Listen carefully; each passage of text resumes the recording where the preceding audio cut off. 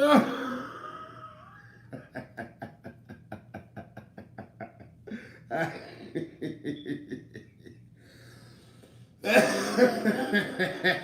everybody doing?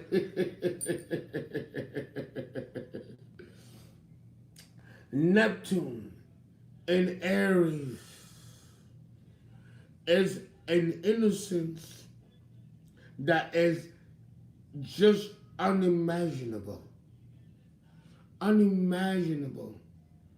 To be born with Neptune in Aries. Well, first of all, we don't have many people in this generation and in this time that were born with Neptune. Hey, Mr. Fraglegistic. If you were born with Neptune in Aries, then you were born in the 1930s or 1920s.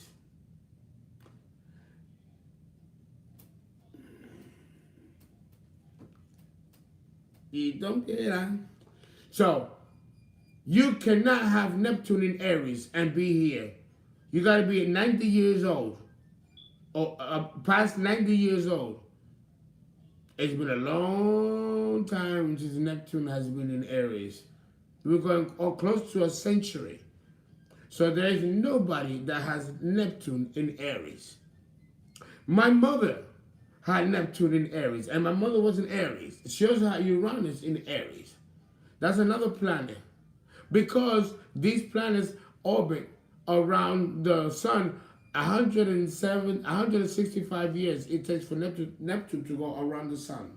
Well, really, it doesn't go around the sun, but you know what I mean. Pluto takes 248 years.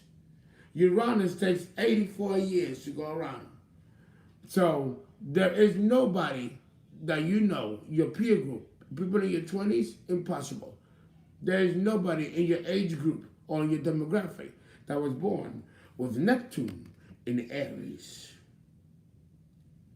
But at some point, there will be those that will be born with Neptune in Aries. I will probably be dead by then, but my videos will be alive and will tell the story. So for the future generations that are yet to be born with Neptune in Aries, they will have my videos to see what it means to be born with this demonic planet, out of body or out of orbit planet in their sign. They're called in the sign of Aries.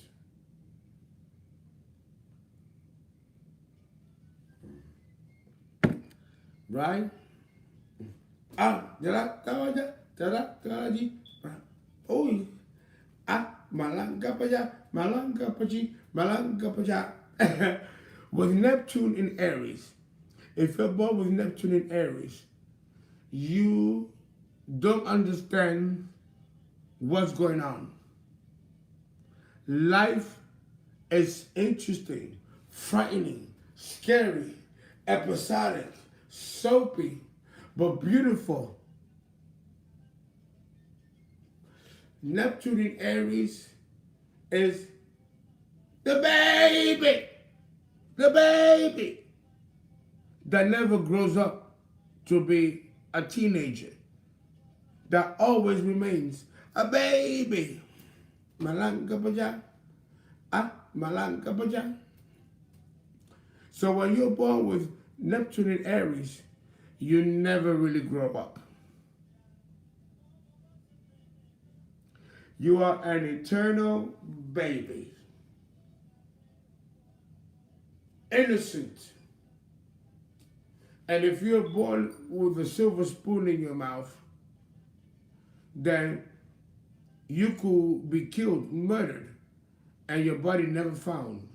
Or there's a mystery to your death. Like Marilyn Monroe. Marilyn Monroe's death was shrouded with mystery.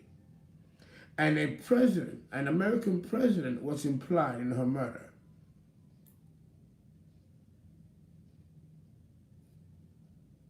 So, and, well, what about Amelia Earhart? Amelia Earhart was an Aries. She flew into the Atlantic and was never seen again. Never. This is Neptune in Aries. Neptune rules the ocean. Amelia Earhart went into the ocean and was never seen again. Neptune in Aries. I told you it's a demonic planet. You just never know where Neptune is going to take you.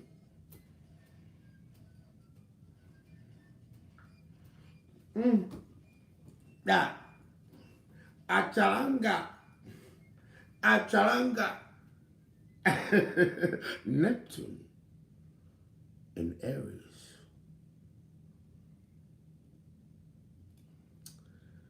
Here, Neptune, Aries loses.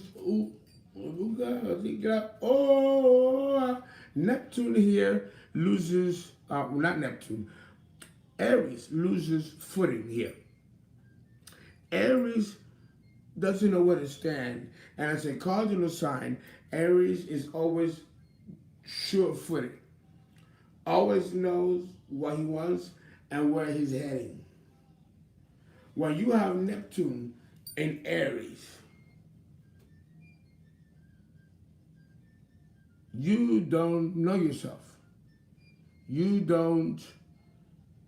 second guess yourself. You don't know how to proceed forward. You have a fear. Neptune introduces fear to Aries. So understand that with Neptune, there is a level of dissipation, a level of a breakdown. Neptune also rules fog and fog banks. So in Aries, Neptune clouds judgment, and it clouds the ability to execute rightful action, pulling from the opposite polarity of Libra, which symbolizes balance. So when you have Neptune in Aries, there is a disproportion in the scales of judgment, where you might go against your own judgment and actually attack, because Aries is the god of war, right? You might actually attack your own instead of attacking the enemy. There is a paradoxical and quixotic dichotomy that occurs. But this makes sense because Neptune rules Pisces, which is the two fishes moving in opposite direction. This in itself is a dichotomy. We see this dichotomy also in Libra with the scales. The same differences in dichotomy. One goes up and down and one goes side to side. With Neptune in Aries, there is the scales fall apart and they fall down. And the fishes, instead of going this way and this way, they bump and they eat each other. Something goes demonically wrong. Now, yes, someone said, does this come for Neptune in the first house? Absolutely. Absolutely. You may not have Neptune in Aries because your generation is too young. When Neptune was in Aries, we're talking about 1920s, 1910, 1930s. But you could have Neptune in the first house in some other sign that is more recent. So what I'm telling you about Neptune in Aries applies to you if you're born with Neptune in the first house, because that is the natural house of Aries. Or if you have Mars, the planetary ruler of Aries in the first house, conjunct Neptune, this also satisfies the signature. I'm not that much of a drunk fool, am I? I enjoy that drink, but don't get it twisted. I'm still pretty together. Pacheco.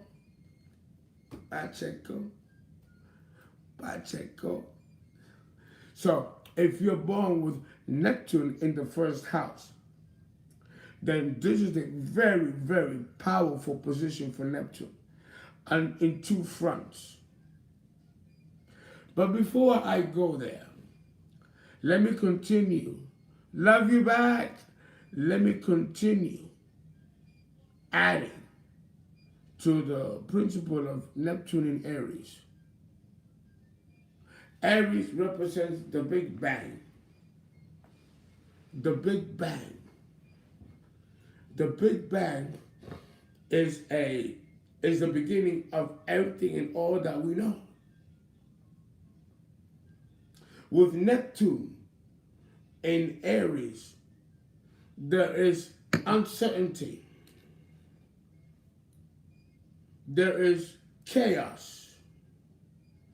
And the person takes the sword and samurai kills themselves. Or they will doubt and surrender their power to another human being. Neptune in the first house, though, symbolizes a personality.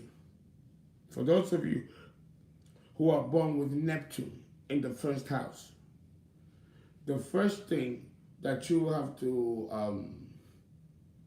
understand is that people are not going to look at you the way you look at yourself. Think of the cosmic mirror. Pisces represents the cosmic mirror. Okay?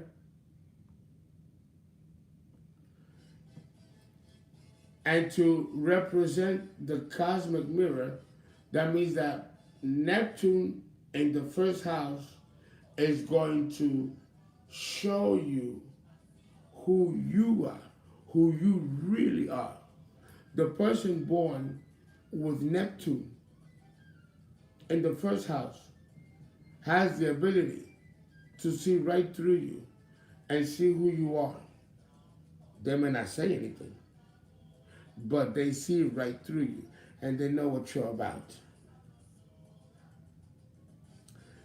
They will not say anything to you because the person with Neptune in the first house will have a lot of compassion and have a universal understanding of the need for human beings to put pretenses and for the need for human beings to lie and be hateful and deceptive and even have a lack of self-love.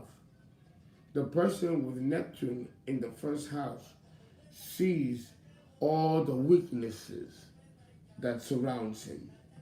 The teacher teaching and doing the lecture, she looks fine and good and wealthy and prosperous.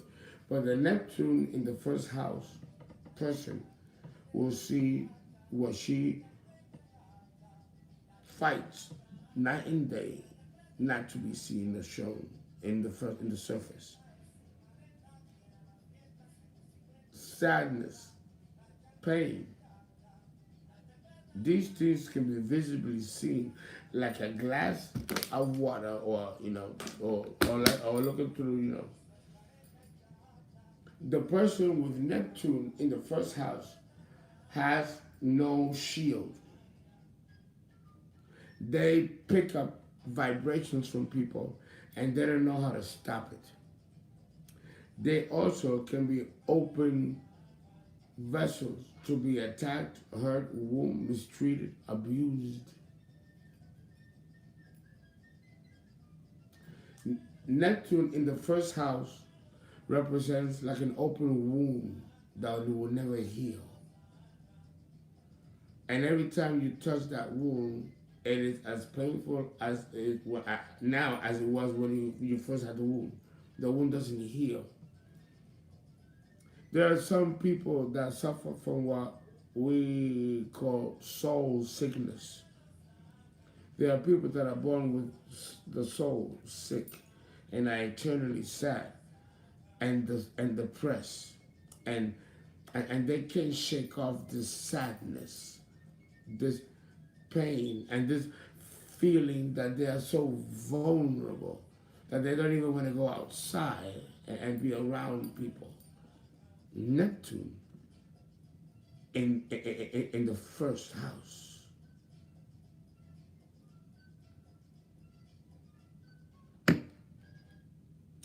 In order for you to know where your Neptune is, you have to be charted. It's a mathematical thing. Or go to one of those websites for free and put on your birthday information and it gives you your chart and you can see it that way. I do recommend that you do that. And then when you're serious and you want to see a professional, you call me. Or you call the registry in your state for professional astrologers and be prepared to pay the money. I charge very little, but with these other astrologers, you're gonna pay a lot of money because it's professional. So understand that Neptune is a double-edged sword.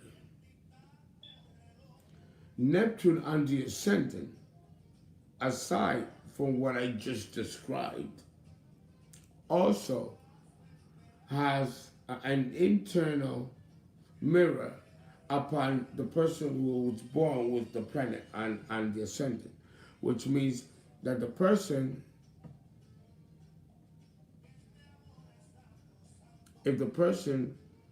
see, here we go. If the person is not evolved enough, or if the person is above or is below age 30. If the person is below age 30, they might not even be in psychological awareness of how they're using or not using their Neptune. Neptune is a very, very, very subtle energy. It is very subtle and very evasive and very elusive. It is the ruler of Pisces.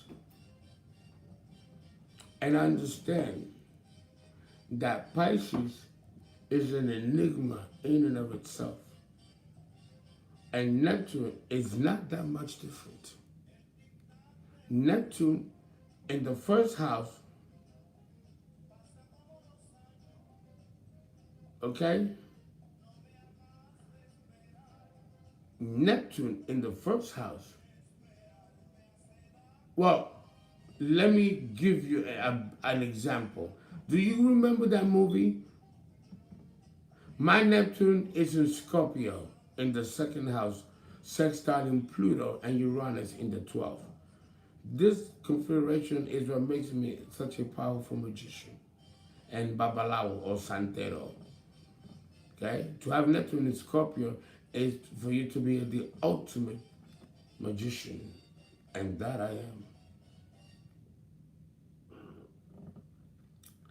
am. Neptune in Aries or in the first house will have you deceiving yourself. You can deceive yourself and you can deceive others. Let me give you an example. You all know the movie with Leonardo DiCaprio, Catch Me If You Can. Okay? If you watch the movie Catch Me If You Can with Tom Hanks, who was one of the FBI's that was pursuing him, and Leonardo DiCaprio, who was the counterfeiter, you know this is based on a true story. It's based on a true story. And if you know the story, and the guy who wrote the book, Catch Me If You Can, this happened in the 60s when Neptune was in Scorpio and Pluto was in Virgo. And this man was the biggest counterfeiter. And counterfeiting is a Neptune activity. And this man counterfeited checks. He bought special typewriters to seem special. I mean, the motherfucker knew how to fucking forge any check. I mean, he was so fucking good that the federal government hired him. This is Neptune. The power of Neptune in the first house. If you know the story of the real guy, catch me if you can. I happen to know his story, and I've done his chart. He has Neptune in the first house. Yeah. Neptune in Aries.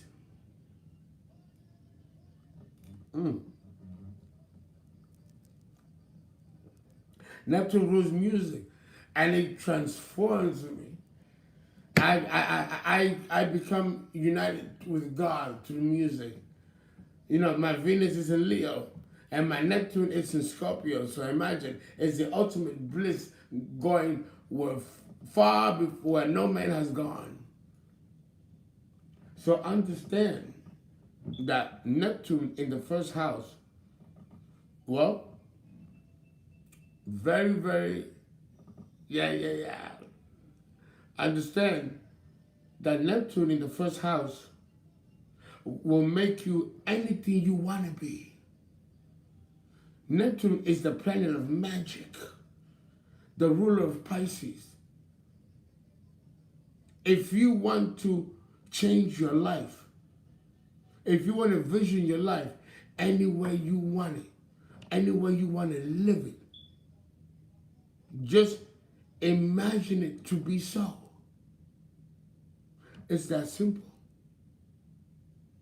If you want money, fame, wealth, or a good wife, or a good husband, or boyfriend, or that car, or that perfect job, you know what you do? If you got Neptune in the first house, Uncle Fernando is throwing you a bone. And if you don't take advantage of this that Uncle Fernando is throwing at you, then I'm going to be a little disappointed. Uncle Fernando is going to be a little disappointed. Because I'm giving you the goods. You want to know how to use Neptune? Wherever Neptune falls in the horoscope is where you need to exercise belief. If you have Neptune in the first house, believe that you are that millionaire, that billionaire.